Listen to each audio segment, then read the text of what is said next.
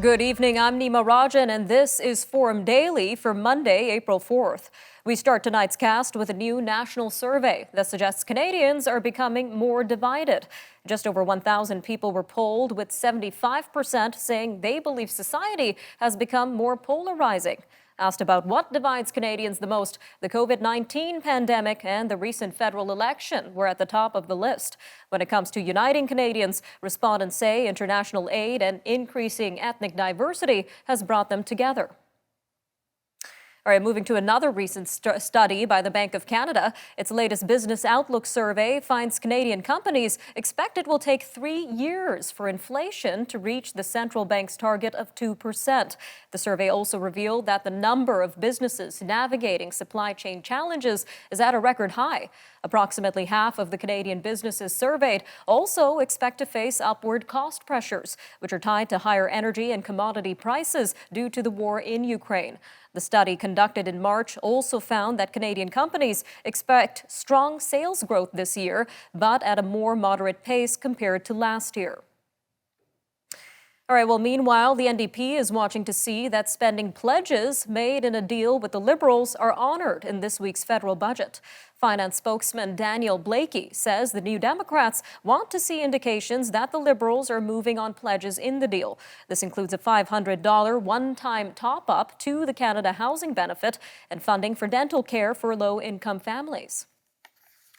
Some big moves being made by the federal and Ontario governments, which are funding part of a more than $2 billion General Motors investment. This is to help boost production in Oshawa, Ontario, and support the company's first electric vehicle production line. The governments are investing up to $259 million each in General Motors' Oshawa plant and its Kami facility in Ingersoll, Ontario. The GM investment will add a third shift in Oshawa with more light-duty Chevy Silverado pickup production. On the East Coast, a 4-month ban is over, and the first potato shipments bound for the United States are expected to leave Prince Edward Island earlier this week. Canada stopped sending spuds to the U.S. in November after potato wart fungus was detected in several island fields. PEI Potato Board General Manager Greg Donald says island farmers are thrilled to get the lucrative U.S. market back because demand is currently high. The looming provincial election in Ontario has NDP leader Andrea Horwath promising universal mental health coverage if her party wins the June election. It will come with an annual price tag of $1.15 billion. In a campaign event on Sunday, Ms. Horwath said the COVID-19 pandemic exposed how broken Ontario's mental health system is. She also said people who need help shouldn't have to worry about the cost. All right, back in the East, most elective and non-urgent surgeries at Halifax QE2 Health Sciences Centre are canceled as of today. This is because of the number of people with COVID-19 in hospital and the number of staff home from work. Nova Scotia Health said Friday that surgeries would be limited for the foreseeable future. That includes day procedures that don't require a hospital stay. This, as well as time-sensitive cancer and non-cancer same-day surgeries that may require a hospital stay. Last week, a spokesperson for the Health Authority told CBC that the Omicron variant is having an impact on staffing and hospitals are yet to bounce back. Turning to Ontario's iGaming market, which is open for business today, dozens of operators were registered to launch at 12:01 a.m. this morning. This comes as Ontario became the country's first to open a legal, private online gambling market. People can wager on casino games, sporting events, and other gambling activities on regulator-approved websites and apps. They call it targeted grazing. Some ranchers in British Columbia's interior are getting ready to graze their cattle in concentrated areas near homes and community infrastructure. The hope is that they'll eat the grasses that dry over the summer and heighten the wildfire risk. It's part of a pilot program led by the BC Cattlemen's Association. All right, before the break, we'll touch on a new survey that shows 81% of New Brunswickers support the Official Languages Act and bilingualism in the province. Over 90% feel it's important to have second language training in schools and that language training for adults should be free. Official Languages Commissioner Shirley McLean says the results are encouraging. However, she says a myth persists that there is a preference for francophones or bilingual individuals when it comes to job opportunities. After the break, we'll take a look at Friday's tax increases with an interview featuring Mr. Franco Terrazzano, the federal director of the Canadian Taxpayers Federation, up next. So stay with us. We'll be right back here on Forum Daily.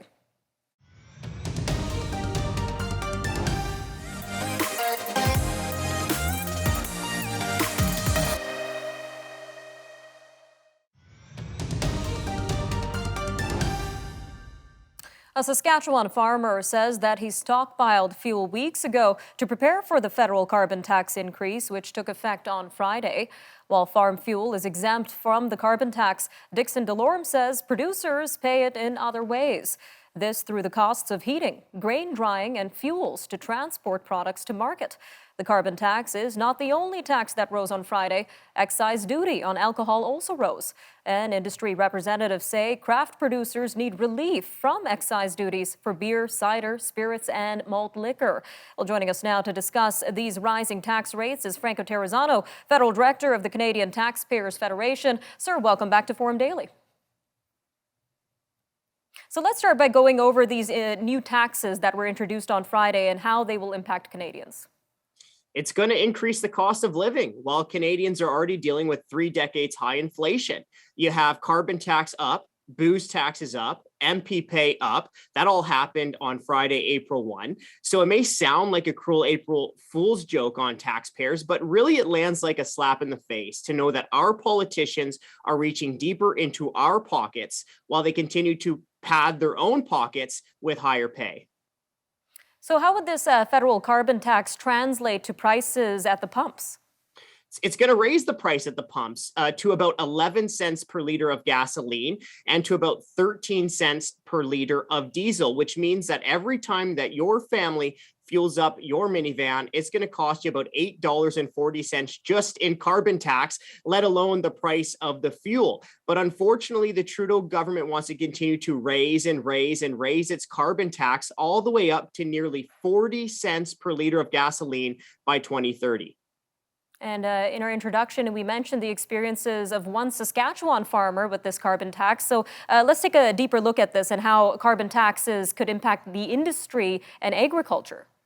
Well, we hear those similar types of concerns from families and businesses really all the time. And that's because the carbon tax also applies to natural gas. So not only is the carbon tax rise in the price at the pumps when you fuel up, but it also makes it more expensive to heat your home. And of course, as businesses are feeling more and more pain, we're worried that those types of costs are going to continue to be passed on to consumers in one way or another, which is going to continue to raise the cost of living. All right, sir. Well, in recent news, we know the CTF applauded the Ontario government for temporarily cutting the gasoline excise tax. So how would this help Ontarians? Yeah, this is a good move. Premier Doug Ford in Ontario living up to his promise to cut gas tax by 5.7 cents per liter. That's good news for drivers facing higher prices at the pump. But we've also been applauding Alberta Premier Jason Kenney for providing gas tax relief of about 13 cents per liter of gasoline. We've also seen some other countries do the right thing like this. South Korea reduced gas taxes by 20%. India, Poland also reducing fuel taxes. The United Kingdom just announced fuel tax relief. You even have President Joe Biden says he's considering gas tax relief. So while some provinces, while other countries are providing their citizens with much needed relief, unfortunately, Ottawa continues to stick Canadians with higher taxes. All right, Mr. Terrazzano, a quick minute and 30 seconds left here, but let's jump to this rising excise tax on alcohol. How's that going to affect pricing at stores? Raising the cost of alcohol. Again, the third time during the pandemic that federal booze taxes go up, and taxes already make up a huge price at the till. We're talking about 50% of the price of beer, about 65% of the price of wine, and nearly 3/4 of the price of spirits are just in taxes alone. All right, sir. And at the same time, we know the CTF is highlighting some pay raises among members of parliament. Can you tell us a little bit more about that? Yeah, this is really adding insult to injury for struggling taxpayers. Our members of parliament just collected their third pay raise during the pandemic. This year's pay raise is going to be about $3,700 for a backbencher, all the way up to an extra $7,400 for Prime Minister Justin Trudeau. Again, third pay raise during the pandemic while their constituents struggle. And let's be honest here, our politicians in Ottawa don't deserve a pay raise. The debt is running wild and they continue to make our life more expensive with higher taxes. Mr. Franco Terrazzano, Federal Director of the Canadian Taxpayers Federation. Always great having you on Forum Daily. Thank you again for your time today, sir. It was my pleasure.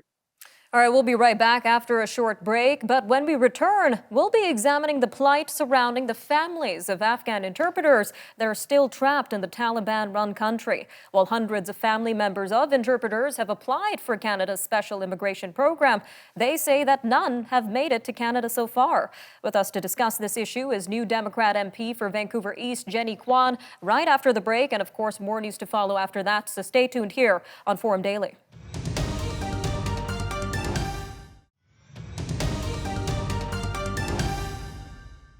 Afghan interpreters who help the Canadian military say the federal government has lied to them about bringing family members to Canada and that people have died waiting for paperwork to be processed. The government introduced a special immigration stream in December to bring the families of Afghan interpreters to Canada. But while hundreds of family members have applied to the program, the interpreters say none have actually made it into Canada. They say their loved ones are fleeing from house to evade door-to-door searches by the Taliban, and they are burning documents showing links to Canada. New Democrat MP Jenny Kwan is urging the government to treat the families of Afghan interpreters the same as Ukrainian refugees and process their papers once they are safe within Canada. Well, joining us now to tell us exactly how Canada can do this is Ms. Jenny Kwan, MP for Vancouver East and Vice Chair of the Special Committee on Afghanistan. Ma'am, welcome to Forum Daily. Thanks for having me. So what do we know so far about the government's special immigration stream and how it compares to the system used to bring Ukrainian refugees to Canada? Well, the Afghan special immigration stream differs quite significantly to that of the Ukrainian special immigration stream. And really, if you look at it, under the Ukraine immigration stream, people can apply, they can get their application expedited, and the government is even waiving some of the biometrics requirements, and to really get people out of harm's way, which is the right thing to do, by the way, and I'm absolutely in support of that. However, what is happening, though, with the Afghan community is that they're made to go through all kinds of hoops, and is much more difficult for them to get through the process. With the special immigration stream, they're required to get their biometrics, their application, in a lot of cases is just submitted and you're just sitting there waiting for approval. There are lots of different requirements within the streams, and if you don't fall under certain categories, you can't even apply. And so consequently, a lot of Afghans are really just stuck and being persecuted by the Taliban, fearing for their lives and in grave risks. And we mentioned some Afghan interpreters are saying their families have not come through the special immigration stream. So just how many Afghan families were brought to Canada through the system? Well, the government said that they would extend a special immigration stream for interpreters' extended family members. However, once the announcement has been made, that was back in December 9th, and the process has been exceedingly slow for a lot of the Afghan extended family members. So recently, I just spoke with some former interpreters, some former Afghan interpreters, and they told me that they submitted 300 applications to the government. And so far, only those applications that were submitted prior to January the 12th have been processed with a file number. The family members have not arrived, but at least they've got a file number. And that's about 35% of the 300 applications.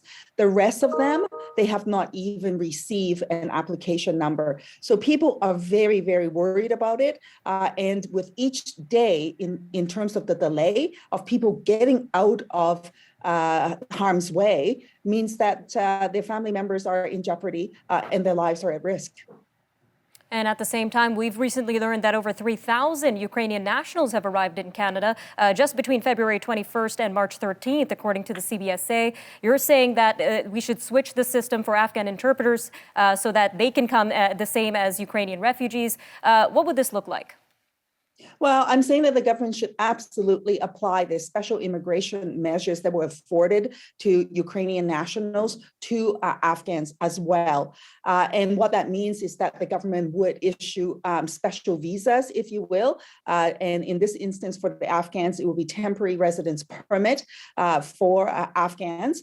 The other thing is not to require that they make their application in a third country. Some people will be needing to make the application because they're still in Afghanistan. For women, for example, they can't even go out of their house without being accompanied by a male, for example. So the government needs to make the process and streamline the process and allow for Afghans to be able to make those applications from within Afghanistan. They need to waive the requirement for UNHCR refugee determination. For a lot of the Afghans, the government requires that they have a UNHCR refugee determination. This is impossible because the UNHCR offices are not operating in Afghanistan or in the neighboring countries. So by requiring that, it just means that nobody can get through. The government can also, for example, issue what's called a single travel journey document.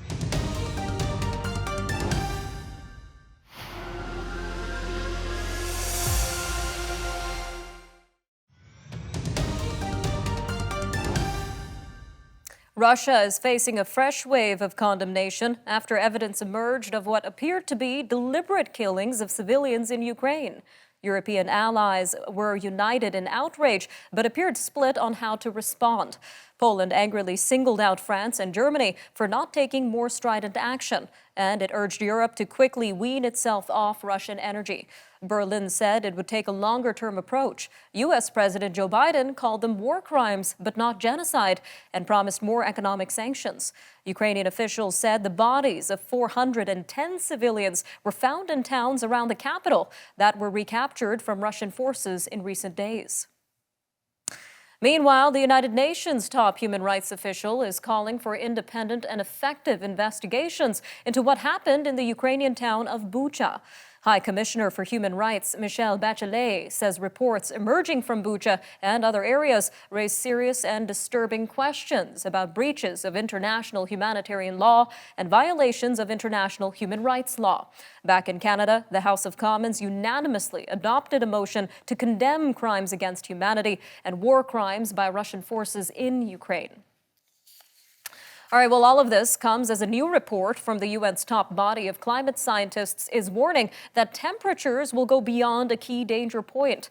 This unless companies around the world, or rather countries around the world, cut greenhouse emissions faster than they are committed to doing currently. UN Chief Antonio Guterres says the report reveals, quote, a litany of broken climate promises by governments and corporations. The report finds efforts to cut emissions require a swift end to fossil fuels and an increase in renewable energy, among other measures. The UN Health Agency is speaking out on air quality standards. It says nearly everybody in the world breathes air that doesn't meet its standards for air quality. The World Health Organization is calling for more action to reduce the use of fossil fuels that generate pollutants, which can cause respiratory and blood flow problems and lead to millions of preventable deaths each year. The appeal comes as the WHO issued an update to its database on air quality. It draws on information from a growing number of cities, towns, and villages across the globe, and now totals over 6,000 municipalities. Moving to the UK now, where the prevalence of COVID-19 has reached record levels, with about 1 in 13 people estimated to be infected with the virus in the past week. Britain's official statistics agency reports some 4.9 million people were estimated to have the coronavirus in the week ending March 26th. That is up from 4.3 million recorded in the previous week. This latest surge is driven by the more transmissible Omicron variant BA2, which is the dominant variant across the UK. The figures came out on Friday, the same day the UK ended free rapid COVID-19 tests for most people in England. Turning to the U.S. now, as it tackles issues with books in public schools and libraries. Banning books and attempted book bannings, along with threats against librarians, have soared over the past year. The American Library Association found 729 challenges. They affected nearly 1,600 books at public schools and libraries in 2021. That is more than double in 2020, and it's the highest since the ALA began compiling challenges more than 20 years ago. And the two most challenged books on the ALA's top 10 list have been in the news quite often: Maya Kobabe's graphic memoir about sexual identity, gender queer, and Jonathan Iveson's Lawn Boy. Tesla CEO Elon Musk is taking a 9.2% stake in Twitter by purchasing approximately 73.5 million shares. He becomes the social media platform's largest shareholder. Mr. Musk has been raising questions about the ability to communicate freely on Twitter, tweeting last month about free speech and the social media platform. He also said he was giving serious thought to creating a new social media platform. Olivia Rodrigo won 3 trophies at last night's Grammy Awards, including the coveted Best New Artist. She also claimed Best Pop Solo Performance for her viral hit Driver's License, and she won Best Pop Vocal Album for Sour. Bruno Mars's funk group Silk Sonic took awards in all 4 categories in which it was nominated. This is including Record and Song of the Year for Leave the Door Open. Foo Fighters' Chris Stapleton and CeCe Winans also won 3 Grammys each. Jon Batiste was the night's most decorated winner with 5 awards, including Album of the Year for We Are. And Louis C.K. won an award for the Best Comedy Album 5 years after several women accused him of sexual misconduct. All right, I'm Nima Rajan, and that'll do it for your look at national and international news for today. Take care, Canada. We'll see you next time on Forum Daily News.